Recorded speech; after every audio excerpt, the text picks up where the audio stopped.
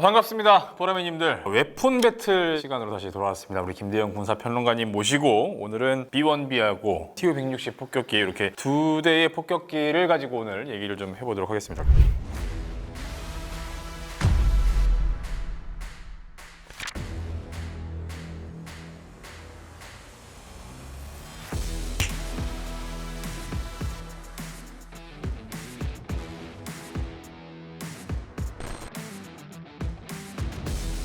이게 비상사출을 하게 되면 이 조정석 통째로 날아갑니다. 오, 야, 이거 넷이 운명을 항상 같이 해야 되는 그런 상황이네요.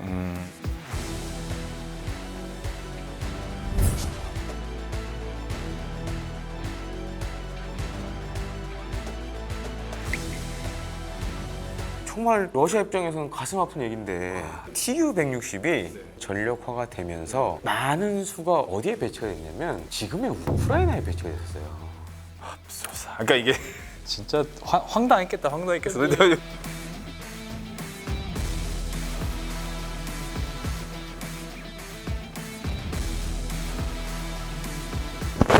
시작하기 전에 궁금한 게 있는데 B1B를 우리나라에서 왜 죽음의 백조 뭐 이렇게 부르잖아요. 그렇죠. 얘는 까만데 왜 백조라고 부르는 거예요? 사실은 이게 한미 연합사에 따르면은 98년도에 이라크 공습에 처음으로 B1B가 참가를 하게 되거든요. 근데 그때 이제 B1B를 잘 보시면 이게 백조처럼 생겼잖아요. 우아하죠. 날개를 쫙 펼치면. 그래서 이제 그때 어떤 기자분이 약간 별칭을 만드신 것 같아요. 그래서 죽음의 백조라는 그런 별칭을 붙인 걸로 이렇게 이해가 되고 있는데 실제적으로 이제 미군에서는 죽음의 백조라는 단어는 쓰지 않고 원래 그리고 B1B라 그러는데 이것도 이제 미국 언론에서 B1B라고 안 쓰고 처음에 어떻게 하다가 B1으로 썼대요. 그러면서 이제 자동적으로 B1으로 이제 굳어져 버렸고 이전에 이제 미 전략사령부에서는 그 엑스칼리버라는 검 아시죠? 그런 별칭도 있었는데 그것도 사실은 지금은 안 쓰고 다만 이제 아프간전 하면서 당시에 B1B가 이제 제이담이라고 하시잖아요. GPS 유도 폭탄 미국을 대표하는 그거를 많이 떨구다 보니까 또 다른 별칭으로 이제 제이담 택시 승객 내려주듯이 산을 떨궈주는. 그렇군요. 자, 그리고 이제 본격적인 얘기를 그럼 시작하기에 앞서서 간단히 먼저 각각의 어떤 무기인지 일단 좀 소개를 해주시면 좋을 것 같아요. 일단은 외형적으로 봤을 때는 굉장히 좀 비슷해 보여요. 비슷해요. 네, 왜냐면 이제 가변익을 사용하는 항공기다 보니까. 덩치도 둘 다 엄청 크고. 네. 애초 이 두 기종 다 전략 핵 공격 임무를 위해서 만들어졌고 그런 공통점이 있죠. 근데 이제 B1B는 지금은 이제 재래식 임무만 하고 있고. 참고로 이제 전략 폭격기를 말씀드리자면은 전략 핵 공격 임무를 맡는 게 크게 세 가지입니다. 이제 전략 원잠, 대륙간 탄도미사일, 그다음에 전략 폭격기가 있는데 전략 원잠이나 대륙간 탄도미사일은 가다 멈출 수가 없잖아요. 근데 전략 폭격기는 가다가 임무가 바뀌면 다시 돌아올 수 있고 아니면 다른 목표를 때릴 수 있고 그런 걸로 따져보면 우리가 흔히 이제 트라이어드라고 하는 3대 중요한 전략 핵 무기 가운데서도 가장 좀 유연성이 높다라고 좀 평가를 하고 싶고요. 그 말씀하신 김에 이제 좀 여쭤보면 이제 이런 핵무기를 전략적으로 쓸 수 있는 이런 무기 체계들이 한반도에 온다라는 것이 내포하는 의미도 좀 다를 것 같아요. 아무래도 이제 미국이 우리에게 공약한 게 있지 않습니까? 이제 핵우산이란. 그러니까 유사시에 핵우산을 우리가 이렇게 사용할 수 있다라는 거를 북한이나 러시아, 중국한테 보여주는 거죠. 우리 공군도 최근에 훈련하시는 걸 보면 전략 폭격기에 대한 호위 임무라던가 아니면은 뭐 방공망 제거 임무라던가 공격 편대군을 쫙 구성해서 하는 걸 하는데 전략 핵 공격 임무에 어떻게 보면 우리 군의 비중도 조금씩 늘어나고 있다. 그러니까 워싱턴 선언 통해서 그런 비중들이 조금씩 높아지고 있다라고 보시면 맞을 것 같습니다. 그런 의미인 것 같습니다. 자, 이제 그러면 본격적으로 이제 어떤 능력을 갖고 있는지 일단 B1부터 좀 시작을 해볼까요? B1B부터? 네, 어떤 무기입니까? 그러니까 B1B는 참 뭐 이런 말씀 드리긴 뭐하지만은 사실 이제 미 공군의 폭격기 세 종류가 있는데 B-52는 우리가 생각하기에 약간 역전의 노장 같은 느낌이잖아요. 그렇죠. B-2는 잘 나가는 동생 같은 느낌. 그러다 보니까 이제 B-1B는 사실 그 사이에 껴 있잖아요. 그러니까 약간 저는 개인적으로 생각하거든요. 서름을 많이 받는 둘째 같은 느낌이라는 걸 많이 받게 되는데 삼형제 중에. 네. 근데 일단은 속도를 보면 B1B가 B-52나 B-2보다 훨씬 빠릅니다. 고공 같은 경우에는 이제 마하 1.25 초음속 비행이 가능하고 저공에서는 이제 마하 0.92. 또 한 가지가 이제 무장 탑재량도 미공군의 3대 폭격기 가운데 B1B가 가장 많이 무장을 탑재할 수 있습니다. 그러니까 심지어 유사시에는 외부에도 무장을 달 수가 있어요. B&B 같은 경우는 폭탄창 3곳에 한 30톤, 최대 30톤의 무장을 탑재할 수 있고 외부 무장 장착점 6곳에는 최대 23톤까지 탑재 가능합니다. 그러면 거의 50톤이 넘는다는 거죠. 예. 이건 또 많은 분들이 모르시는 내용 중에 하나인데 B&B의 특징 중 하나가 스텔스 성능을 갖고 있어요. 아 물론 이제 뭐 B2처럼 뭐 이렇게 완전한 건강하진 스텔스는 않더라도. 아니지만 아. 개발 단계에서 스텔스 기술이 도입이 됩니다. 실제로 이제 레이더 상으로 보면 F-16 전투기보다도 작다라고 얘기를 해요. 그래요? 구조적으로 일단 스텔스 성능을 발휘하게끔 하는 네. 설계를 했다는 거군요. 도료도 좀 발랐고 특히 공기흡입구가 스텔스 기능에 되게 중요하거든요. 그래서 심지어는 이제 전투기를 레이더가 식별하는 방법 중에 하나가 공기흡입구 안에 터보팬 엔진에 이런 게 들어있잖아요. 그 앞에 그 블레이드가 있잖아요. 레이더가 그 블레이드 개수를 봅니다. 난반사가 되니까. 그래서 그걸 보고 아 이게 어떤 전투기다라고까지도 확인을 할 수가 있어요. 오. 근데 이제 B&B 같은 경우에는 공기 흡입구 부분이 이렇게 S자로 꺾여 있어서 보기가 힘들죠. 그래서 이제 그런 장점이 있고 반면에 러시아가 만든 TU-160 같은 경우에는 사실 최고 속력이 마하 2.05로 현재 있는 전략 폭격기 가운데서는 가장 빠른 속력을 자랑합니다. 그리고 세계에서 가장 큰 초음속 비행기이기도 하고 자체 중량만 한 110톤이 넘는다 그래요. 그리고 이제 내부 무장창 같은 경우에는 한 45톤 정도 그 정도 무장을 탑재하고 밖에는 사실 무장을 탑재하지 않아요. 그런 좀 차이가 있습니다. 뭐 일부에서는 TU-160도 약간 스텔스 성능이 들어갔다고 하는데 그건 좀 아직 확인되지 않은 내용이라 참고적으로만 좀 말씀드리겠습니다.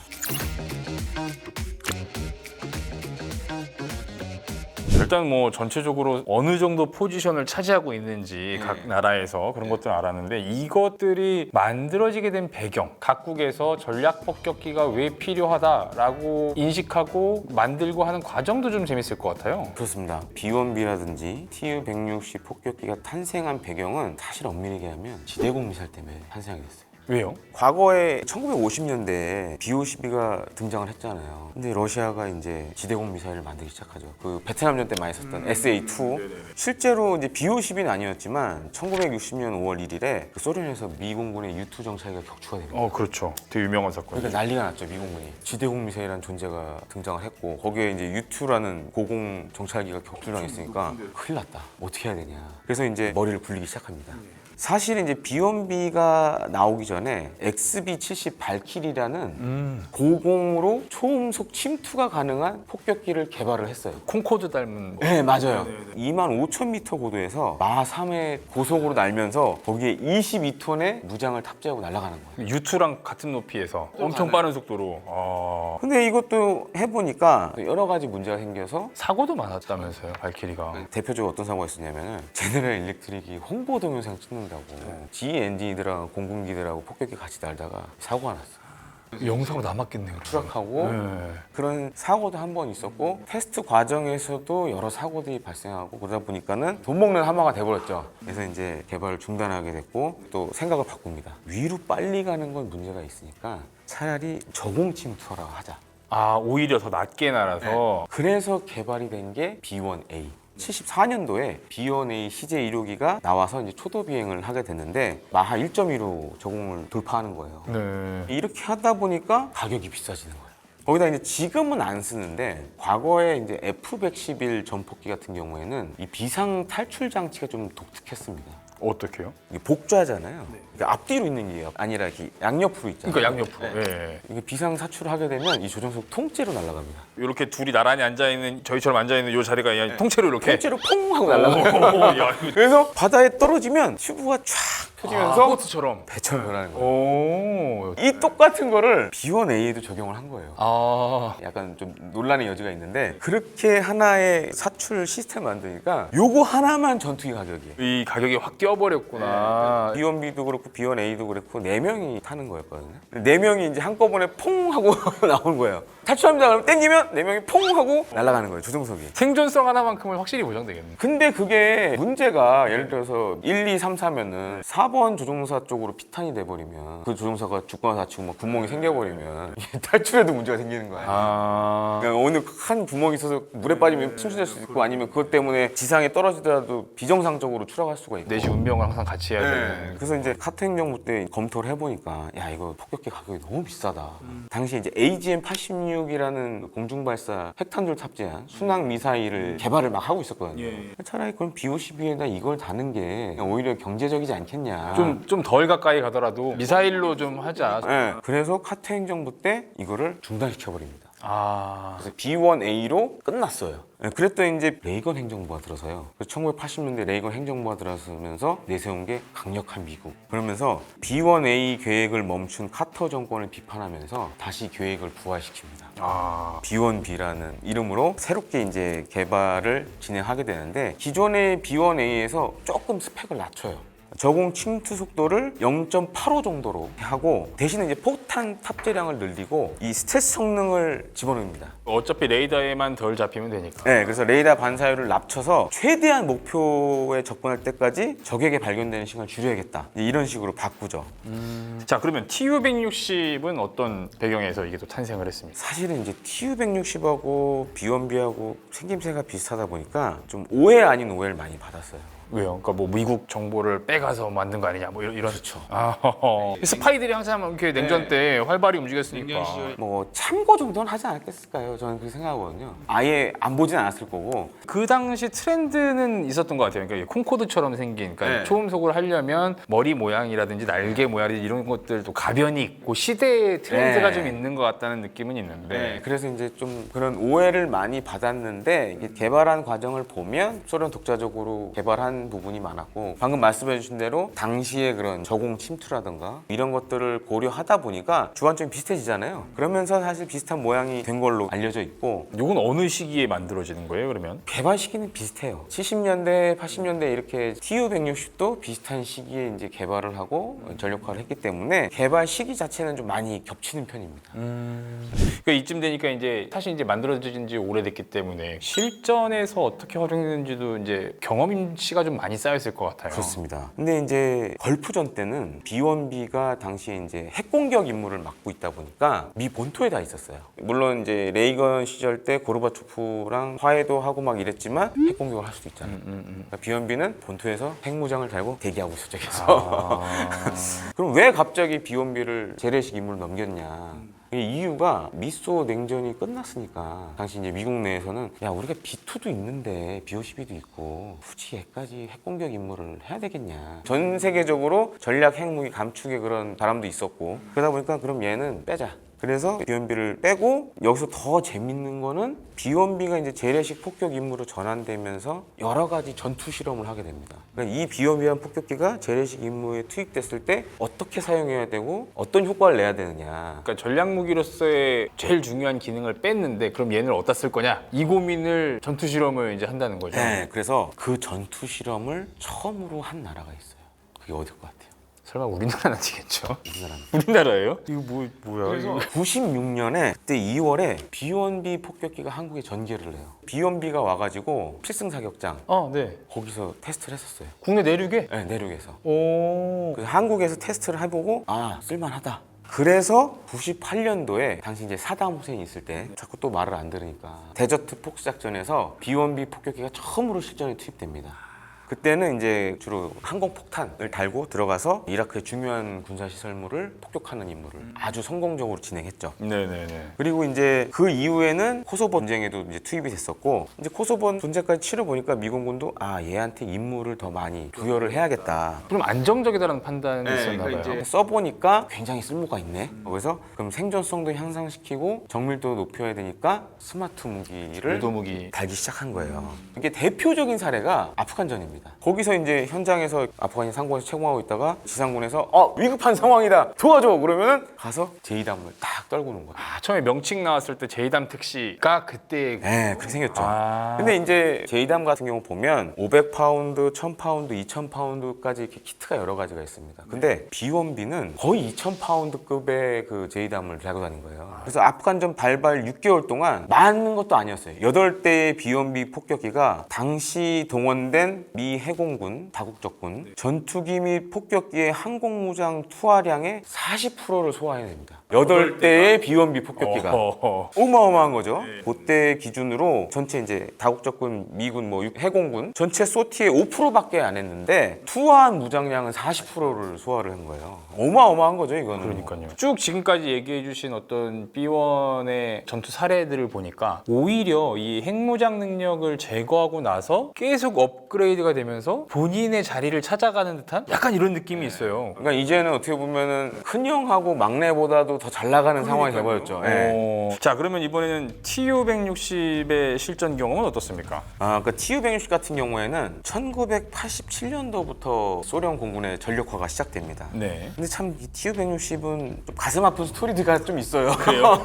있는데 소련이 그때쯤에서 이제 서서히 이제 기울어지기 시작하잖아요. 87년이면 5년밖에 안 남은 거 아니에요? 서서히 무너지기 시작하니까 그러다 보니까는 전력화하고 나서도 원래 생각했던 양산 대수만큼 만들지도 못했고 러시아 입장에서는 참 금이야 오기야 같은 그런 폭격기인데 그러니까 소련 말기 러시아 초만 하더라도 경제상이 너무 안 좋았잖아요. 그러다 보니까 이제 만들어 놓고 잘 쓰질 못했는데 푸틴 대통령이 집권하고 나서 이제 러시아가 경제적으로 이제 어느 정도 발전하면서 또 한 가지가 러시아가 여러 전쟁에 또 참가를 했잖아요. 그래서 이제 처음으로 이제 실전에 참가한 거는 남오세티아 전쟁에서 처음으로 데뷔전을 치릅니다. TU-160에 러시아가 만든 순항미사일 중에 보면 KH-555라고 이게 이제 별칭이 토마호크 스키라는 별칭을 갖고 있는데 토마호크는 미국 거 아니에요? 약간 비슷하게 생겼어요. 그래서 토마호크 스킨 거예요? 네, 이거를 두 발을 쏴가지고 조지아의 중앙 방공 통제소를 박살내면서 조지아의 방공망을 무너뜨렸죠. 그리고 이제 2015년 11월에는 시리아 내전에 개입한 러시아군이 이 아이시스 테러에 보복하기 위해서 TU-160을 투입해가지고 또 순항미사일을 또 날립니다. 어디다가요? 시리아 쪽에 있는 그때 이제 시리아도 복잡한 상황이었거든요. 또 한 가지는 이제 우리가 잘 아는 2022년에 발발한 이 우크라이나전에서도 사실은 초반에 좀 나올 줄 알았어요. 그쵸. 이런 큰 전쟁에서의 근데 초반에는 좀 투입을 안 했었고 이후에 순항미사일을 이용한 우크라이나 내 군사시설 공격을 TU-160이 한 걸로도 이렇게 알려지고 있습니다. 그래 어쨌든 참전은 했군요. 네. TU-160이 사실은 그러면 B1B에 비하면 실전 경험이 많은 편은 아니네요. 많은 편은 아니죠. 네. 근데 이제 지금까지 이렇게 많은 실전 경험이 없었다는 건 물론 이제 국력의 흥망성쇠와도 연관이 되겠지만 이거 자체가 뭔가 좀 사연이 있을 것 같다는 생각이 좀 들어요. 그렇습니다. 이게 또 어느 나라와 또 연관이 있어요. 뭐 어디랑 연관이 이게 있어요? 우크라이나와 연관이 있어요. 저기 실전에 투입됐다는 그 우크라이나하고 연관이 있다고요? 그러니까 이제 TU-160이 전력화가 되면서 87년에 전력화됐고 많은 수가 어디에 배치가 됐냐면 지금의 우크라이나에 배치가 됐어요. 그러니까 이게 그러니까 유럽이 얘네들 근데 그때는 우크라이나가 아니라 소련이었잖아요. 그렇죠. 뭐 선업티도 아니고 TU-160 없고 튀었겠네? 그러니까 이제 그런 거죠. 이제 그러니까 앞에는 바르샤바 조약기구가 있고 그 뒤에 이제 우크라이나, 소련이 있는데 그때는 여기에다 갖다 놓으면 딱 맞는 거였어요. 그러니까요. 이게 거기가 맞지 그 위치가. 근데 우크라이나는 얼마나 땡큐야 이거. 근데 문제가 소련이 붕괴되고 우크라이나 독립을 하게 된 거예요. 네, 그렇죠. 정말 러시아 입장에서는 가슴 아픈 얘기인데 진짜 황당했겠다. 당시에 우크라이나에 소련의 각종 군용기가 한 1000대 정도 있었어요. 근데 그중에 TU-160이 19대가 있었던 거예요. 전체 몇 대를 만들었는데 19대가 거기 있어. 그건 뒤에 제가 그래요? 설명을 드리겠습니다. 근데 그러니까 이제 계속 러시아가 우크라이나 얘기를 합니다. 돈 줄게. 내놔 다시. 우리 줘. 우리 필요해. 근데 우크라이나는 이제 또 심사가 그런 거죠. 야, 어차피 돈 받는 김에 몸값을 이빨 올려서 받자. 근데 여기에 또 미국이 끼어들어요. 왜 끼어들어요? 그러니까 미국 입장에서는 이번 기회에 저거를 러시아에서 어떻게든 떼어놔야 된다. 없애자? 미국이 CTR이라는 프로그램을 진행을 합니다. 그러니까 CTR이 뭐냐면 협력적 위협 감축이라고 해서 그게 바로 우크라이나에 가지고 있던 각종 핵무기를 폐기하는 그런 거를 해요. 돈을 주고 폐기를 시키는 거예요. 그러니까 이제 러시아 입장에서는 애간장이 타죠. 저거 내가 돌려받아야 되는데 저거 해체되면 안 되는데요. 그래서 98년도에 어떤 일이 생기냐면은 우크라이나가 가지고 있던 TU-160 한 기가 폐기됩니다. 더 가슴 아픈 게 뭐냐면 이게 89년도에 만들어진 TU-160인데 되게 최신형이겠네요. 87년도 한 2년 후에 만들어진 건데 비행 시간이 466시간밖에 안 된 거예요. 새 차를 새 거야. 이제 의자 시트 커버 벗긴 정도의 차를 그럼 러시아가 이제 또 이제 우라통이 터지는 거야. 그때 우크라이나가 얼마를 불렀냐면 대당 7,500만 달러 내놔라. 근데 이제 푸틴이 집권하고 끈질기게 협상을 합니다. 그래서 일부를 돈을 좀 주고 다시 되돌려 받아요. 그래서 지금 Tu-160 폭격기 같은 경우에는 시제기 포함해서 총 41대가 만들어졌어요. 그러니까 41대 중에 19대를 그쪽에 뺏겼으면 얼마나 우라통이 터지겠어요. 그러네요. 그래가지고 2022년 기준으로 하면 러시아 공군에서 한 17대 정도가 운영 중인 걸로 이렇게 알려져 있습니다. 17대. 약간 그런 느낌도 좀 있는데 이 아끼다 뭐 됐다는 그렇죠. 예, 약간 B1B 같은 경우에는 이제 초기형인 A형 포함해서 총 104대가 생산이 됐습니다. 시제기도 그 안에 이제 들어가 있는 거죠. 지금은 한 40여 대 정도만 운용을 하고 있어요. 예. 왜냐하면 이제 B1B 같은 경우에는 어떤 문제가 있었냐면은 가변익을 쓴 항공기들이 유지비가 많이 들어요. 유지비가? 네, 유지비가 많이 들어요. 기계적으로 복잡하기도 하고 정비도 많이 해야 되고. 그래서 이제 지금은 한 40대 정도가 운용 중인데 향후에는 이제 B-21 미국의 그 차세대 폭격기 전략 폭격기가 등장을 하면은 아마 빠르면은 25년부터 퇴역한다는 얘기도 있었는데 지금 B-21도 지금 약간 좀 계획이 좀 늦어지면서 25년 이후가 되지 않을까. 한 2030년경에는 전량 다 이제 B1B가 퇴역을 한다라고 보시면 되겠습니다. 가격은 각각 얼마나 할까요? 그러면 요즘 기준으로 하면 그러니까 이제 사실은 중요한 건 가격이죠. 그렇죠. 이제 Tu-160은 지금 이제 사실 생산 재개를 해서 한 10대 정도 지금 만들 계획인데 2018년 1월에 이걸 계약을 했습니다. 네, 그때 계약한 걸 보니까 대당 가격이 한 2억 7천만 달러 정도 한다라고 알려져 있어요. 2억 7천만 달러. 네. 아, 세다. 그러니까 우리나라 돈으로 하면은 한 3,700억 원 이상 하는 거죠. 대당 3,700만 원도 아니고 억 원 하는 거죠. 그러니까 지금 3,700억 원. 보시면 KF-21이 양산 계약을 했잖아요. 예. 900억이니 1000억이니 뭐 얘기가 있는데 그냥 아주 간단하게 1000억으로 계산하면 KF-21 거의 3대하고 한 4대 정도? 4대 가격이 될 수도 있는 거죠. 예, 4대 가격. 그리고 이제 B1B도 마찬가지입니다. 이제 B1B도 이제 더 이상 생산은 하진 않는데 마지막 생산 가격이 대략 한 3억 1,700만 달러 정도 했대요. 그게 더 세네요. 네, 그래서 제가 계산해 보니까 한 거의 4,400억 정도 하는 것 같아요. 4,400억. KF-21 4대 조금 넘는 가격이라고 할 수 있겠죠. 이야. 그러니까 역시 우리가 여기서 이제 결론적으로 말씀드리면 전략 폭격기는 돈 없는 나라는 못 갖는다. 그러니까요. 아직 그 얘기를 지금 안 그러잖아요. 이거 뭐 사고 싶어도 이거 집안 기둥불이 다 뽑힐 것 같아가지고 야 이거 사진 못할 것 같고 이 대당 가격이 그냥 그 차체만 그런 거지 안에 무장 루프 뭐 하면 운영 유지하면 이건 진짜 기둥불이 뽑히고도 남겠네. 이거 뭘 뭔가 선택을 하고 싶었는데 의미가 있겠나 싶네요. 이거 뭐 결론적으로 말씀드리면 둘 다 비싼 비행기입니다. 그냥 우리는 침만 좀 흘리고 가끔 날아와서 좀 도와주기도 하고 뭐 이러는 걸로 만족하는 걸로 하시죠 뭐. 네. 너무 비싼 친구들을 오랜만에 소개를 해서 사실 이렇게 뭐 고르고 싶었는데요. 오늘은 거의 군용 항공기의 거의 탑티어급이죠. 그러니까요. 비싼 걸로 치면은. 예. 안 고르는 걸로 하겠습니다. 혹시 뭐 고르고 싶으시면 여러분 댓글로 나 같으면 뭐 하겠다 뭐 이렇게 한번 둘 중에 하나 골라서 댓글로 남겨주시면 되겠습니다. 알겠습니다. 오늘 오랜만에 아주 재밌는 전략 폭격기 배틀을 한번 좀 이렇게 소개해 주셔서 감사합니다. 다음 시간에 또 웨폰 배틀로 또 뵙겠습니다. 감사합니다.